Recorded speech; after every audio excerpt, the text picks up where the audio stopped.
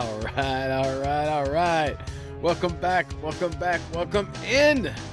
Yeah, found us once again. Shoot the Gap, the Rabbit Hole Fantasy Football Focus Show, here to help you to be gruntled with your fantasy football team and your fantasy football decisions. I am Brian the Amigo Baldwin. I am so glad that you are here the day after Christmas. If you're watching this, man, again, that's two things. You're either hardcore like I am, or you made it to the championship game, which congratulations. Yeah, congratulations. That's my wife. My wife made it to the championship game. I didn't this time. You know, I had 3 years in a row, so hey, you gotta give somebody a chance, so I'm really happy to say that she's the one that made it, and so she's defending the honor of the Baldwin household. So we'll see how all that goes. It was basically on the back of an incredible Joe Flacco performance. Hopefully everybody had a wonderful Christmas, that everything went great, that you slayed and you weren't Scrooged. We'll see what happened. All right, so let's get started. It's now the 185th show, December 26th in this hopeful year of our Lord. Man, we have a great show for you today. Today I'll be going to basically doing the news. I'm trying to do this as quick as possible, trying to get condensed because the waiver wire is real low. Because honestly, everybody, right now the waiver wire, let's be honest with you, you're not looking for things that are breaking out or anything like that. Right now, you're doing two things. One, you're picking somebody up to play, or you're blocking your opponent. So it's a little bit weird, okay? And so what I mean by that is because I'll go over what is probably the priority pickups for each group. But as far as what's best, I mean, you guys will know what's better. Excuse me. Oh, wow. I just got to notice now that Detroit Pistons, yeah, they lost their 27th loss. So now they own NBA's longest single season losing streak. So, all right. So, hey. I guess you guys are losers after all. So I paraphrase one of my favorite statements from one of my favorite Christmas movies. Anyway, so yeah, so I'll be going over things, and so as far as priority, just to let you know in what groups is probably the best, the way you should be looking at things. But as far as what's picking up, I'm serious, man. If you're set, if you're cool, then it's defense time. Pick things up that you need to pick up. There's one that's obvious that everybody's going to talk about. We'll talk about it, of course, but other than that, everything else, well, two actually I think is obvious, but we'll be going over things after that. We'll also be doing the start, or I keep saying we, it's me. Okay, me and the Holy Spirit. Anyway, I will be doing the starter sit for Thursday night's game. So, and you'll be surprised how I'm looking at it. I'm going a different direction than a lot of the of what the pundits are saying. So let's go ahead and let's get started. Oh, also wanted to make sure I mentioned that that part of the celebration for my wife was that she was going against. It was crazy. She was up by 20. She had Brandon Ayuk. Her opponent had Brock Purdy and Christian McCaffrey, and she won by 1.6 points. So yeah, it was crazy. What needed to happen happened. Brock Purdy being knocked out, and then Brandon Ayuk catching some balls, and that's exactly what happened. It was amazing. That's what I'm telling you, man. It's the Lord's will. Okay, because only the Lord can do something like that. It's crazy. All right, so let's go ahead and get started with. Instead of Merry Early Christmas, I guess this is Merry Christmas, right? So this is where I've always found that it's easier to hear bad news in a nice way. So I'm going to say Merry Christmas to some managers, players, managers, and then I'll explain why. It's real obvious, and it's a real short amount. I'm telling you, man, this is going to be a short show, okay? And also, it's the last show with this setup. I got a new setup for Christmas. I haven't got it set up yet, but I should be clear, should sound better, look better soon. Anyway, here we go. Merry Christmas, Josh Oliver managers. Minnesota Vikings head coach Kevin O'Connell said Tuesday that T.J. Hawkinson will require season-ending surgery after sustaining a torn ACL and MCL in his right knee on Sunday's 30-24 loss to the Lions. Yeah, given the late December timing of this ACL tear, along with the fact that he'll also need surgery to address an MCL tear, Hockenson could face an uphill battle, man. Yeah, to gain clearance. I mean, dude, we don't even know if he's going to be ready for week 1 of the 2024 season. It's an uphill battle. It's going to be crazy. Yeah, so we'll address that when we address that. Okay, we'll get there when we get there, right? You heard the news about Nick Chubb. I mean, he's already walking around, so you just don't know how these players are going to heal from these things.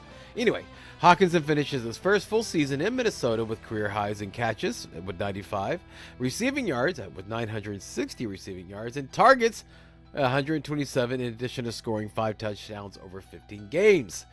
Yeah, so Hockenson's being placed on IR, so while he's out, they're going to turn to Josh Oliver and Johnny Munt. Yeah, to fill most of the available snaps at tight end for the remainder of the season. But it looks, if I was going to bet on one of them, which I wouldn't bet on any, but if I was, it'd be Josh Oliver. Plus, I mean, you know, it's fun to say. All right. Also, you can hear, by the way, you can hear that I sound better. Yeah, if you watch the show, the last show that I did, yeah, man, I told you I was down, but I went through for it. I came through for you, everybody. I did it for y'all. Powered through it. But I am doing better. Okay, Merry Christmas, Clyde Edwards-Helaire managers. We all know this one. Yeah, Kansas City running back Isaiah Pacheco was diagnosed with a concussion during Monday's game versus the Raiders, and he did not return. Yeah, at the time of his departure in the third quarter, Pacheco had 11 carries for 26 yards and 1 touchdown and 4 catches on 4 targets. Yeah, so, but the important thing is that with Jerick McKinnon on IR, Clyde Edwards-Helaire is slated to lead the Chiefs' backfield moving forward. Yeah, and I don't know if you saw the actual injury. I know it's Christmas and we're doing our own thing, but man, it was first of all, man, equipment manager for the Kansas City Chiefs fired. I mean, do that. How does his helmet keep popping off? It popped off I think at least one time during that series. Okay, so his helmet, Pacheco's helmet popped off during that series, but what the injury happened, helmet popped off, he's getting tackled, and as he's falling, then it was a little friendly fire. The offensive lineman was coming, he was falling this way, offensive lineman's knee was going this way, bam, hit his head. Yeah, so knee to head without a helmet. Yeah, so yeah, this happened on Monday.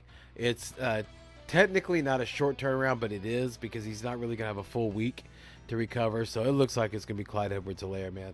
So Clyde Edwards-Helaire is the #1 pickup if you need a running back or not. Okay, he is. Dude, they're playing Cincinnati. You see how bad Cincinnati's been, right? He's going to be an awesome play. He's going to be the guy that will win you a championship if you're in the championship game. So make sure and go after him. Moving on. Merry Christmas. Golly, it's easy to say Merry early. I've been doing it for months. But anyway, Merry Christmas, Durham Smythe managers. Yeah.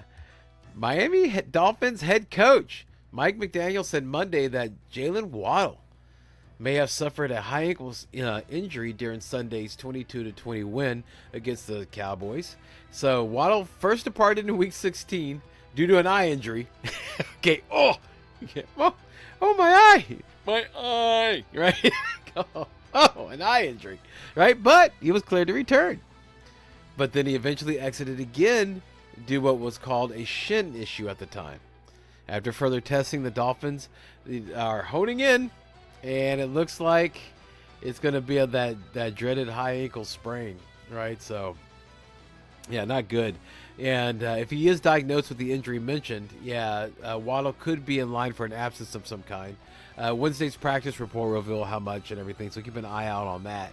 But while he was out, tight end Durham Smythe took over as the #2 receiver for the Dolphins, catching 5 passes for 56 yards. So, yeah, so he's the one that benefited, but not really much of a benefit, especially since they're playing against the Dolphins or the Ravens next week. But still, Merry Christmas to him. He got a present. All right, last one. Last one. Merry Christmas, the whole Atlanta Falcons defense managers. Okay, this is important, man. All right, because I've listened to waiver shows. Nobody's talking about this defense. Okay, I'm talking about it. Okay, Atlanta Falcons defense. Let me tell you why. On the Bears' second play from scrimmage last week, Chicago Bears wide receiver DJ Moore recorded a 6-yard catch, but he was taken to the ground. His right ankle was rolled up on. He remained on the turf for several minutes and then visited the sideline tent for even longer. But after being deemed questionable to return, he re-entered the contest. Overall, it marked Moore's least productive outing in terms of yards this season, and the 6 targets matched his third fewest in a game through 15 there it is, outings, yeah. Afterward, he told Alex Shapiro of NBC Sports Chicago that he, quote-unquote, was hurting, but then thought, why not just go out there and play? As such, Moore seems like a good bet to show up on the Bears injury report. But I just saw there is a fantasy doctor that Dr. Morse, I don't mind saying his name because he's good. He's good at being a doctor, okay? Bad at fantasy advice. You know, I mean, he's got to stay in his own lane, man. Okay, but so go ahead and follow him, Dr. Morse. He's good. Fantasy doctors. He knows. I mean, he's been pretty spot on. He's had one fear-mongering thing that didn't turn out, but 98% of the time he's right on. All right, but again, listen to his medical advice, not his fantasy advice. No bueno. Okay. Anyway, but what he was talking about was that DJ Moore looks like that he also has a high ankle sprain. So what this would do is that you're looking at that. Let's say that it was good. He could play on it, right? Well, why play it? He is one of their future stars. They're going to need him next year. They have nothing to play for. Why not shut him down? And that's what it looks like. I mean, they should do. And so it looks like we'll see what's going on. But on Tuesday, it looks like they're trending that way. Add to that, the tight end Cole Kmet injured his knee and was ruled out. This looks like a great gift for the Falcons defense. So yeah, so that's why I'm saying Merry Christmas, Atlanta Falcons defense. That is my number one defense, by the way, that I'm recommending going out and pick up whenever we get to the waiver wire. Little spoiler alert there. All right. Speaking of waiver wire, let's go ahead and let's get started with the quarterbacks. Okay. There's a number. This one's polarizing. Okay. For some reason, if he's still out there, he's still available in 33% of Yahoo leagues, so technically nobody's believing in him, but Joe Flacco, man. Joe Flacco, okay? I understand that he's got a bad matchup going against the Jets. Okay, that's not ideal. All right, but basically right now, dude, he is amazing. Okay, look at his last four, the last month, what he's been producing. All right, and one of the things winning championships really is not looking at names, okay, but looking at trends. Okay, look at trends and then adjusting for the trends. That's why I like the Atlanta Falcons defense so well. Look at the trend of the Atlanta Falcons defense scoring. I know a few weeks ago I said, oh, they're not that good or what have you. It doesn't matter. Whatever it is they're doing well because they're scoring high. Okay, so that's what you're looking for. So same thing with Joe Flacco. I mean, dude, he and Amari Cooper exploded. I was at the game. I was at the Texans game, and so I got to see it with my eyes. All right, I got to see what was happening, and I know what it looked like, that that you could say the Houston's defense didn't do well and everything. That Cleveland line really blocks for Flacco, gives him time. All right, and then Cooper just knows how to get open. And if Elijah Moore could just hold on to the ball, it'll be awesome. But yeah, I love Joe Flacco. I really think it's a bad idea to sit him because he's produced so much. I mean, he's had 3 straight games with 300 plus yards and multiple touchdowns. All right, so he's putting the ball in the air at least 42 times in each of his starts for the Browns. Okay, so this is the exact opposite of a game manager, just exploding with volume. Of course, it's a classic revenge game, right? Against the Jets. So, yeah, I like Flacco. I think Flacco is going to do great. Moving on to Derek Carr. Yeah, Derek Carr is for the Saints. He should be set up well playing against Tampa Bay. The only thing about it is just Carr has been very inconsistent. He's the opposite of Flacco. Okay, he's like, where Flacco's been consistent for the past month, where Carr's been all over the place, right? But through the season he has been, right? But the last three outings, if we want to look at it, he's had three straight multi-touchdown games.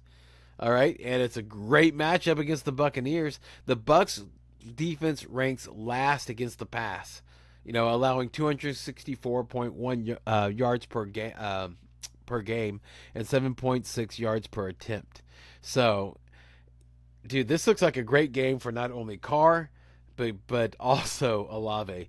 But I just don't like if that. I put Flacco above because I trust Flacco a little more than I do Carr, because Carr is just, I guess is from before. He was just kind of in and out. So it kind of made me a little nervous there. So if you're playing the stream game, okay, then I would go Flacco if he's there. If not, then Derek Carr. If you're in a weird situation. I'm looking here to see if there's anybody else to mention. No, I think that's it. Yeah, that's it. Nick Mullins. I guess, but I just told you T.J. Hawkinson's is gone, and then Jordan Addison. I didn't mention it on the top. I'll mention it now. He got knocked out of the game, but right now reports are that he should be coming back. So it might not be as bad as what it looked, or as it seemed on game day. But I would not. Yeah, I would not go Mullins. It's just I don't know, man. I just don't trust it. Not in the championship week, unless let's say if I don't see how people would have a different quarterback, where you'd be playing defense. But if you have your opponent needs a quarterback, then yeah, go ahead and grab one of those, I guess. But I would do Flacco first. Flacco's a play, Carr's a play, Mullins is a block. All right, moving on to, let's go ahead and move on to running backs. The number one guy, hands down, Clyde Edwards-Helaire. Okay, dude, fantastic. Eclair, yeah, as we call him on the show. Yeah, so little candy bone, yeah, but he's the one who survived. He's the one who has survived from all of them. McKinnon down. I told you about Pacheco down. Dude, he's going to be the guy.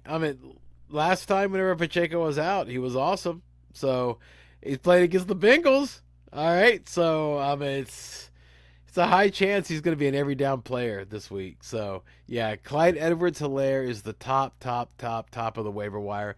That was the number one obvious one. The other one that I was going to say, the second one that's well, I just can't believe Flacco's out there. But if Flacco was out there, that's the second obvious one. So I lied at the beginning. It's not two obvious ones. It's three. The third one is Zamir White. If you are a Josh Jacobs manager, you don't have Zamir White, shame on you. Really, seriously, shame on you.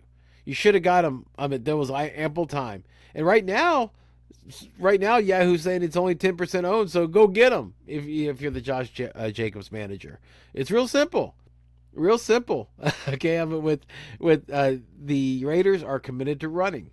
All right, so whoever the number one running back, whoever the starting running back is going to be, is going to do great. So you have Zamir White. Okay, if Josh Jacobs out, play Zamir White. If Josh Jacobs is in, then don't play Zamir White. It's that easy. But supposedly Josh Jacobs was close to playing last week or last game, but he didn't practice at all. So it's hard for me to trust that on Tuesday. We'll see how tomorrow's practice reports are. But they play against the Indianapolis Colts. They've allowed the third most fantasy points to running backs this season. It's a great setup. Just Zamir White's going to look really good. So I like that I like that setup really, really, really good. So I just now notice. Oh, okay. I guess I'll just. Oh man, that was dumb. The yeah, I got so caught up. I was caught up. I forgot to write down the time. So I apologize if the time doesn't match up. I'm gonna try to get it right. I'll try to fix it in post production. Um, Tyler Algier is somebody that's interesting. He did have that long touchdown, but it's just a three-man. It's a three-man thing. So he's somebody that you could look at. It's not on week 17. Forget I said that. I mean, maybe block, I guess, but no, I don't like it. I will tell you one guy that is somewhat you can look at is that Deontay Foreman. He missed the game last week due to personal reasons. If it looks like he's not going to play, Khalil Herbert looks like he could be a play. So it's just not a good setup. It's against Atlanta. And Atlanta's been strong against the run, and then they're going to have problems with the pass. So you can see where I'm going with that. So I think that should do that. Okay, all right. Let's move on to let's go ahead and move on to wide wide receivers. All right, the first one that I'd like to talk about is KJ Osborne. Okay, this is all based on Addison. If Addison is going to be out, then KJ Osborne will be a great play. I mean, so with Osborne out and Hawkinson out, he finished with 95 yards and 1 touchdown on 5 receptions. So not bad. And he was the deep threat. He was a deep threat. Had a 47-yard pass at one time. So he would be a great play if your opponent. Or if you or your opponent has Addison, you need to pick up KJ Osborne. If not, unless you really need a wide receiver, but even then, that's a dart throw. Same thing with Rashid Shaheed. It's a dart throw. I mean, so it's he's like Gabe Davis. Okay, Gabe Davis did great this week, right? But before that, not so good. Okay, so yeah, so it's these are blocks. These are blocks, okay? If you have let's say if your opponent has DJ Moore, okay, then you might want to think about picking up Rashid Shaheed, or even this one. Oh God,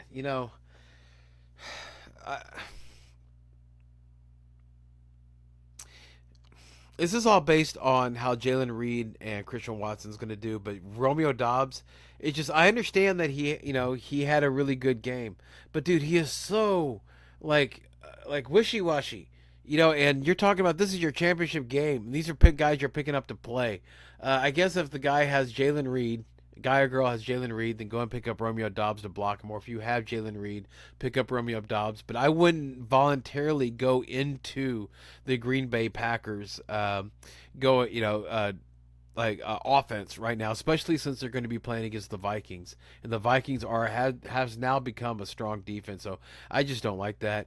Noah Brown, if he's out there, 42% of the Yahoo leagues, if he's out there, then he would be a good pickup. I know he didn't do very well this week, but that, again, I was at the game. All Case Keenum did, the quarterback for the Texans did, was his whole thing was like, I bet you this is how he hiked the ball. Down, set, not in the face, because that's exactly what he did. He hiked the ball, and then he would just crumble. I mean, he was seeing more than ghosts. Okay, he was seeing those ghost kings from Lord of the Rings. He wasn't seeing just ghosts. I mean, it was like these. I mean, he was seeing I don't know, but he's the one who ruined everything. C.J. Stroud should be back. Noah Brown should be good. So if you need a wide receiver, I think Noah Brown would probably be the best. And I would even say that that if your opponent has DJ Moore, go get Noah Brown. Because you would need to have him. That would be the top wide receiver. They're playing against Cleveland. I understand that. Or no, not Cleveland. They're playing against Tennessee, which is a great matchup, and he exploded against Tennessee last time they played. So yeah, he looks like he might be a pretty good play there. And also there's Greg Dortch. Greg Dortch, if you want to get crazy, he was the favorite wide receiver target for Kyler Murray. It wasn't Trey McBride. I was mistaken there. Well, last time when I said that it was going to be the Trey McBride and Kyler Murray show, it turned out to be Greg Dortch and Kyler Murray. So hey, I was kind of right? I mean, I don't know. Anyway, hopefully you guys can forgive me for that, But yeah, Greg Dortch, he was. If you're feeling it, go ahead and do that. He's playing against Philadelphia, which, as you know, is a weak matchup for wide receivers, or a good matchup for wide receivers. So he probably would not be too bad of a shot there. So I would do in the ones that I mentioned, it'd be Noah Brown. This is if you don't have Addison. If you do have Addison, the top one is KJ Osborne. But if not, it's Noah Brown. And then it would be Greg Dortch. And then it would be Shaheed and then Romeo Doubs. I just don't trust Romeo Doubs. I just don't. I got burned by him by too much, man. I got burned by him way too much. So I just don't like him. I don't like it. No, sir. I don't like it. All right. Okay, let's go ahead and move on to tight ends. So, and as you know, these are the ones where it goes really fast. Chigakonkwo, yeah, for Tennessee. I mean, the Texans have always been like has been a matchup to approach and to attack. So if you missed out on, or excuse me, if you have Hawkinson and you need a replacement, Chigakonkwo would not be a bad replacement. He caught 6 passes for 63 yards and a touchdown. That was his first touchdown of the season. And this is from Ryan Tannehill, everybody. So that's one thing that changed, is that Levis was out, and so Ryan Tannehill is targeting Okonkwo. So he would be the number 1 tight end pickup of this week. I mean, he's gained at least 45 receiving yards in 4 of his past 5 games. So that's not bad. Okay. So he backup receiving tight end Josh Weil missed the past 3 games with a knee injury. And then, of course, the run blocking tight end, Trevon Wesco, also missed with a shin injury. So everything's kind of opening up for him. So Okonkwo would be the number 1 tight end that I would look at. Then after that, it gets bad. I would say if Isaiah Likely is still there, go pick up Isaiah Likely first. Then actually no, Chigakonkwo first, then Isaiah Likely, because Isaiah Likely has a harder matchup.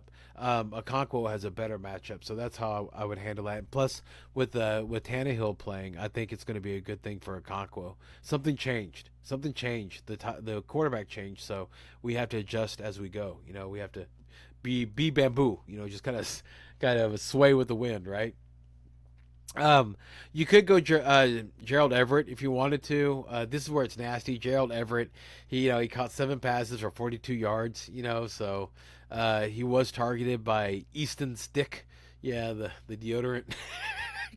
So yeah. So I don't know, man. It's just I don't like. I said this last time and I'll say it again, that really the Chargers offense in fantasy is dead to me. I'm not trying to go after any of that, and I'm just. The way I'm looking at it, that's just how I'm approaching it, and so that's just the way where I'm coming from. I just want to be transparent and let everybody know how I'm feeling about that. Tucker Kraft from the Green Bay Packers caught 4 passes for 60 yards against the Panthers, but it's not a good matchup they have coming up. They have the Minnesota Vikings. They do rank around the league average for tight ends, but still. Their defense has gotten a lot better. So that would do it for, like I said, man, the tight ends, it's just not good. So hopefully that helps you with, I gave you at least a couple of people you can pick up, to fill in for Hawkinson if you're in that unfortunate situation. But man, this year, golly, dude, it's like somebody important going down every single week. It's just, we can't get a rest. Can't get a rest from it. So hopefully it'll end soon. All right, let's move on to defenses. You already know my number 1 top defense is Atlanta Falcons. I would say go out and get them. I think they're going to be the best defense to stream. That's going to be on the waiver wire. So I like them. I have Miami defense and also Baltimore defense. I picked up the Falcons because I don't like those two are playing each other. It looks like it's going to be a shootout, or it's going to be hard to judge who's going to do well. So I just want to get away from that game as far as the defenses go.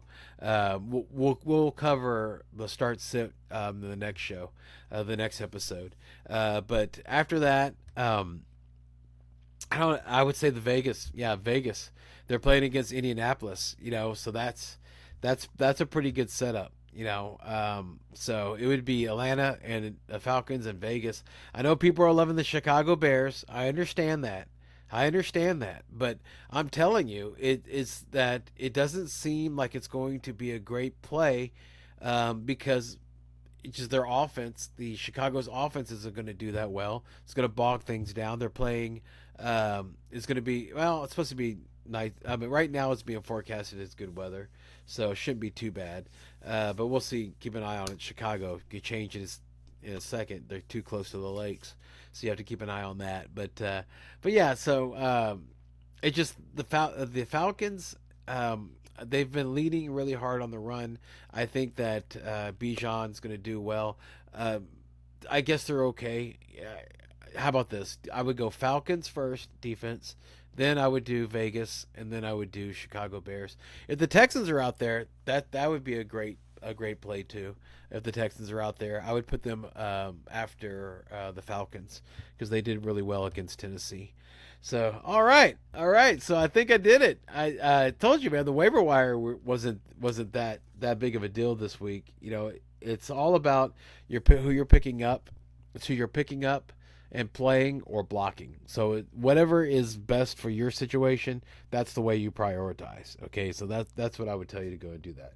All right, let's go ahead and move on to Thursday Night Football. So the Cleveland Browns, they will be hosting the New York Jets in the final Thursday Night Football game of 2023. The Browns are red hot with 3 straight wins to move up into the top wild card spot in the AFC playoff picture.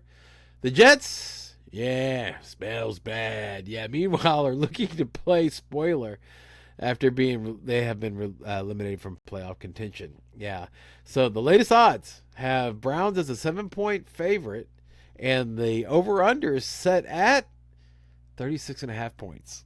Okay, and so let's go ahead and talk about it. Let's go ahead and talk about this, right? So first and foremost, let's talk about the players that you would be starting, that you really seriously would think about starting in this week. Okay, last week of the season. So quarterbacks, one quarterback, Joe Flacco. I think he's going to be a strong start.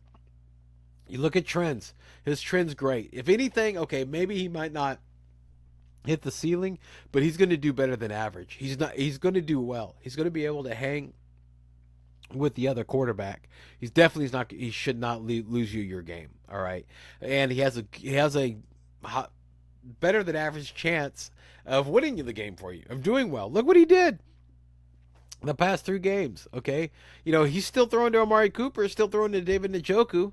Those guys you're going to start those guys with complete confidence, right? Amari Cooper, somebody you're going to start with complete confidence. David Njoku, somebody you're going to start with complete confidence, right? Well, who throws them the ball? Joe Flacco. Okay, so 1, 2 equals 2. So yeah, I like Joe Flacco. I think Joe Flacco's gonna be a great start. I talked about it in the waiver wire. I'll say it again because I just heard analysis from somebody I trust say not to start Flacco, and I was like, I'm not going to do that. I'm just not going to do that. I really want to be at least give you a different stance because I'm here to help you make educated decisions, right? And so you need to hear both sides of the story to make an educated decision, not just somebody saying, oh, no, the Jets have been so bad. There's only been one quarterback that's done well. That's Josh Allen. Well, because he's played nothing but crappy quarterbacks other than Tua. So that, and even Tua didn't do too bad. He did, so I mean, he really didn't lose you the week, so I like Joe Flacco. I think he's a great start. I would start him with confidence if I had him and if I was in the championship position, or if I was in a position where I had to play a quarterback like that. Wide receivers, we already touched on it. Amari Cooper, stay away from Elijah Moore. You're starting both defenses, okay? Just because, again, the trends, they all trend very strong. So I would start both of them. The As far as the running backs, um, Jerome Ford is like a flex, okay, at best. All right.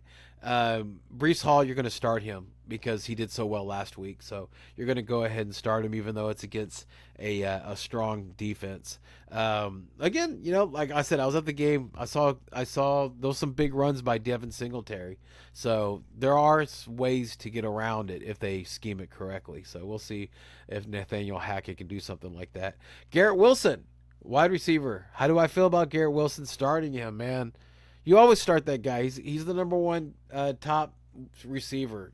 So you're in a situation where you're looking for volume. You're going to get a lot of volume there. So I would not be nervous about starting Garrett Wilson. He's one of those guys. I mean, look, if you have Garrett Wilson, you know the story. It's the same story. Nothing's changed. Okay, so there you go. Okay, you probably don't have anything better. And he did pretty well last week, right? I mean, he did. Okay, he did pretty well. I know it was against a weaker opponent, but still, we don't know how the Jets are going to respond. And keep in mind that the Jets traveled to Washington last week, and now they're traveling to Cleveland this week.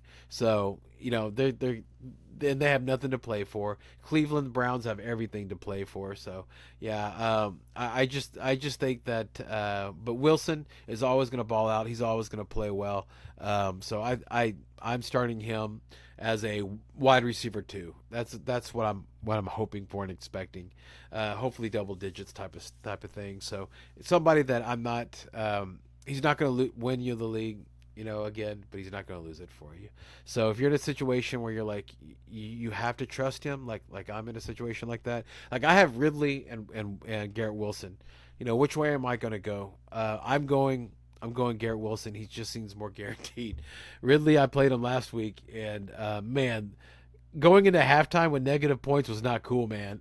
It was not cool. And then Trevor Lawrence might not play.